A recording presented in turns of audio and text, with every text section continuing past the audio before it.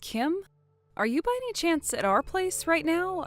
I saw your bicycle parked in the lot. Oh, Amber. You're home pretty late, aren't you? Did you have fun? That trip you went on?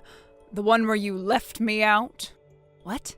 You all went to Hawaii without me. I know exactly what happened. You excluded me. You took my son and my granddaughter on a trip without saying a single word to me, their grandmother. What kind of daughter-in-law does that? How could you leave me behind like I don't even matter? No, hold on. What are you talking about? I definitely invited you, don't you remember? You told me you had plans that day, going shopping with a friend. You turned it down yourself, didn't you? Yes, at first I declined, but my friend caught a cold on the day of, and we decided to postpone. So then I thought maybe I can join the trip after all. But by the time I realized, you had already taken off. You left without me, like I didn't matter. You couldn't even wait a moment, couldn't even think about me for just 1 second. You couldn't be bothered to make sure I was still included even after I changed my mind. I didn't know anything about that. We were scheduled to leave that day. Of course we stuck to the plan. We had train and flight tickets, everything arranged. Even if you had wanted to come last minute, the hotel rooms and plane seats were only booked for 3 people. There's no way we could have added you on the spot. Do you expect me to throw everything off just because you decided to change your mind last minute? Oh, that's nonsense. In situations like that, a considerate daughter-in-law should anticipate that maybe her mother-in-law might change her mind. You should have booked an extra seat and room just in case. And on the morning of departure, you should have called to double-check and even packed a bag for me, ready to go. You are so thoughtless. Honestly, how could you be so careless and selfish? You didn't even try to make it work for me. I don't even know how to respond to that. This is just too much. You're twisting everything to make me the bad guy here. Don't talk back to me. Do you know how lonely I felt? Left behind while everyone else enjoyed Hawaii? I wanted to go with Dan and little Anna, too. It was supposed to be a family trip, not just for the 2 of you. But instead, I was left alone, made to feel like an afterthought. I'm sorry, but back to my original question. Kim, are you at our condo right now? Where are you? By the entrance? Of course not. I'm inside the apartment. Wait, what? How did you get in? You have a spare key, don't you? I asked the building manager to let me in. Told him I was entrusted with the place while my son and his wife were away. He opened the door for me with no problem. So I've been house-sitting for you this whole time. Didn't you think I might need to check on the place while you were gone? Are you serious?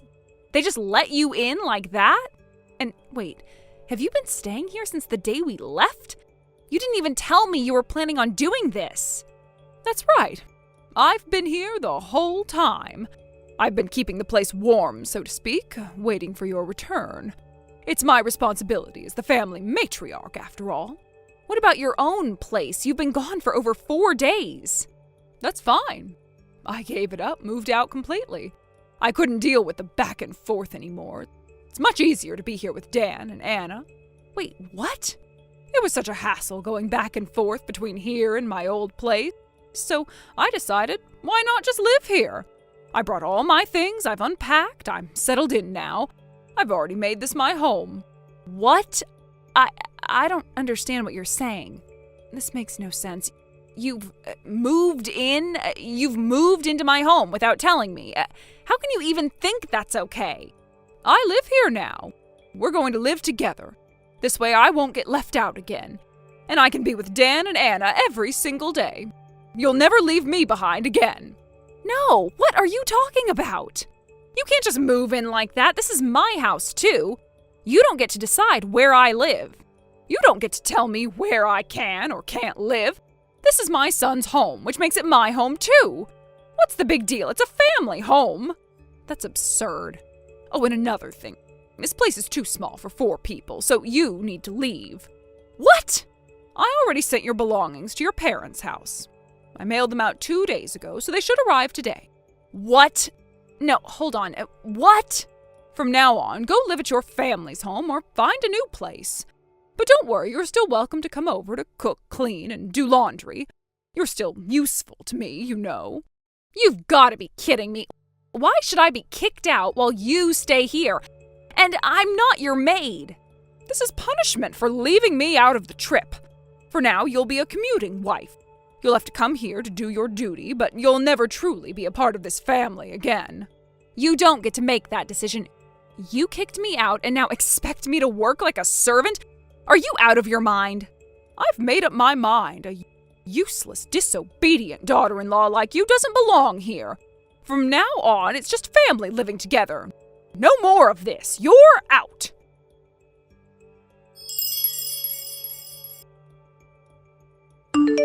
Amber, where on earth are you right now?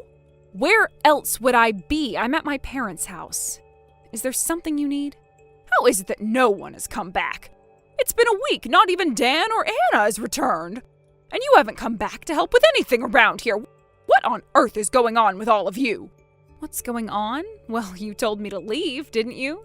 So I did exactly what you said. I left. The whole family left. What do you mean the whole family? You told me to get out, so I packed my things, sent them to my parents' house, and even returned the keys. I had no choice but to move back with my parents. Then Dan and Anna both said they wanted to come with me. And that's what we did. We all moved. What? What are you talking about? Since Dan and Anna agreed, we've moved in together. They didn't want to stay there anymore. So now we're at my parents' house. We're settling in while we search for a new place to live. If we find something we like, we'll move into that. Wait a minute. Why would Dan and Anna leave? You're the one who should have gone. You might have thought so, but Dan and Anna chose to come with me. They didn't want to stay there with you, not with the way things were going. They didn't want to live in that apartment anymore, so they decided to join me here. They packed their things quietly and left without saying a word to you. They said it was better to be here, away from you. Oh, that can't be. Dan and Anna would never say something like that. You must have told them to do this. You must have convinced them. I didn't convince anyone. Dan and Anna came to this decision on their own.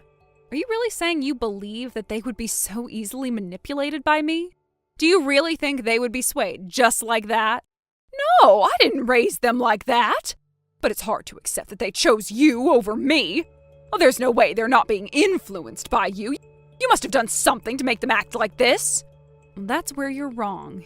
You're contradicting yourself, you know. Don't you see how messed up that sounds? I don't need you to lecture me. Just give me back my son and my granddaughter right now. I've already told you they came here because they chose to. If you want them back, don't talk to me. Go directly to Dan and Anna. I'm sure they'll tell you they don't want to return. What kind of person are you? You are nothing but a coward. You're not fit to be my daughter-in-law. I want you to get a divorce right now. And give me back my son and my granddaughter. You have no power to make us get a divorce. I don't care if you don't approve of me as your daughter-in-law. Your opinion doesn't hurt me. No matter how you try to make me feel bad, it won't work. What did you just say to me? Are you really insulting me, your mother-in-law? Oh, my apologies. My true feelings just slipped out. But honestly, what right do you have to criticize me when you've been complaining about my life for so long? You really think you can tell me what to do? You really have no shame. And stop dragging other people into this. This is my son's house, and you're acting like it's yours. What do you mean by it's someone else's house? It's my son's house, which means it's mine, too. No, it's not. I've already canceled the lease for that apartment. I no longer consider it a home. It's an empty place now. What? What are you talking about? I moved in with my parents, and I've already canceled the lease for the apartment you're in. It's not a home anymore. It's just a vacant property. If you want to keep living there, you'll have to re-sign the lease. Otherwise, I suggest you leave as soon as possible. Wait a minute. Why would you cancel the lease while I'm still living here? Oh, that doesn't make any sense. We're not paying rent for a place we're not living in. Besides, I don't want to go back to a place with such poor security. It's a done deal. It's already been decided. But don't worry, I'll leave all the furniture and appliances there for you. I was planning to replace them anyway, so you can take whatever you need. Wait! How can I live alone in that big house? I don't even know if I can afford the rent on my pension. Well, it looks like you'll have to leave. What? You're really telling me to leave? Oh, that's insane. You're not even considering what I'm going through. This is outrageous. I'll return those words right back to you. You kicked me out of your life, and now you're complaining that I'm doing the same? You can't even imagine how that feels, can you? Wait! Are you really making me leave without any place to go? I'm an old woman. I have nowhere else to stay. I've already told you I'm not responsible for your decisions. You're the one who decided to leave, and you're the one who got rid of the apartment.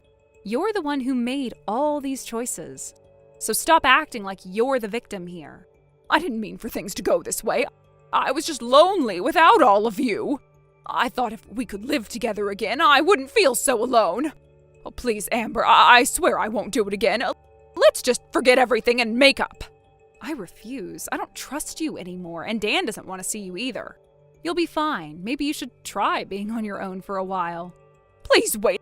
I'm truly sorry. Oh, please forgive me. You can say all the words you want, but it doesn't change anything. I won't forgive you, and I won't live with you again. We're going to live as a family, just the three of us. Goodbye.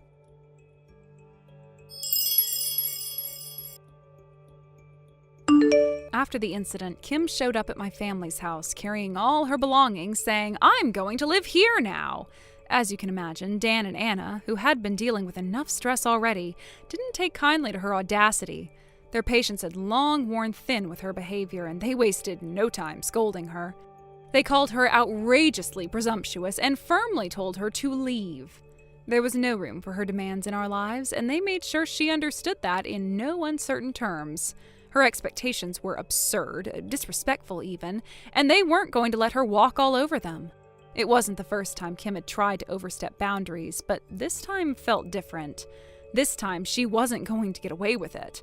She had already pushed too far, and there was no way she was going to make herself at home after everything that had happened.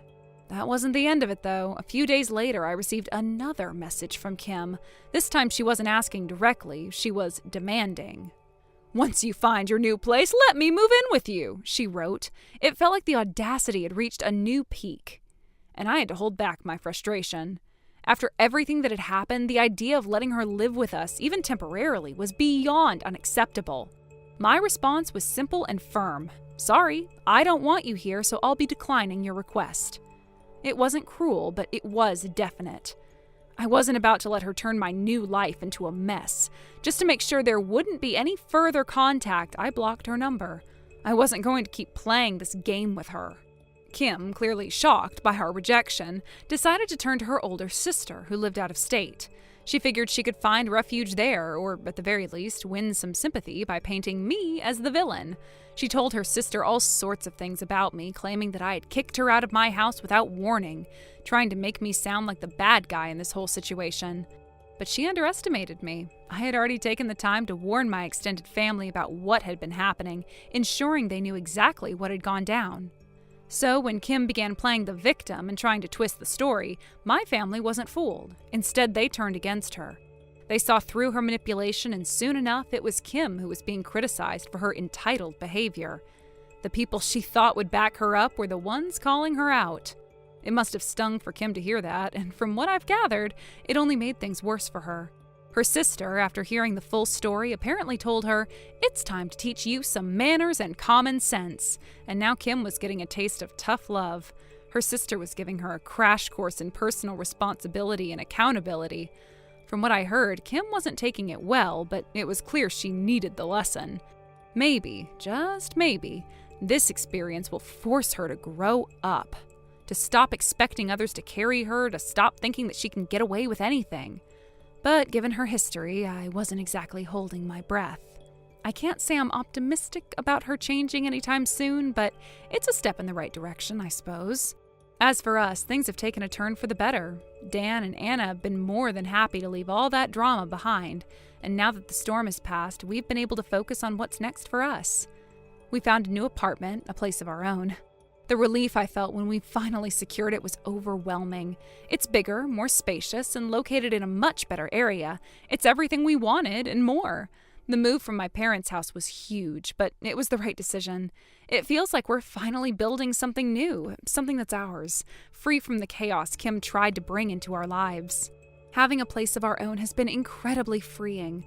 There's a sense of peace here that I didn't even realize I needed. The new apartment is the fresh start I had been craving, and it's already starting to feel like home. We don't have to worry about Kim showing up uninvited or trying to insert herself into our lives. We can finally breathe, knowing we're not tied to the past anymore. I'm honestly so grateful for the chance to start fresh. No more stress, no more chaos, and no more dealing with someone who doesn't respect boundaries. It's like a weight has been lifted off of our shoulders. We're free to focus on what really matters, building our future and creating a life that makes us happy. Every day in this new place feels like a victory, like a step away from the dysfunction Kim tried to drag us into. I couldn't be more satisfied with the way things have turned out. Thank you for watching and listening. We hope you enjoyed the video. Don't forget to like this video and subscribe. Also, feel free to leave a comment about what you thought of the story. We look forward to seeing you at the next story. Thank you for watching. Please subscribe and hit the like button. See you next time.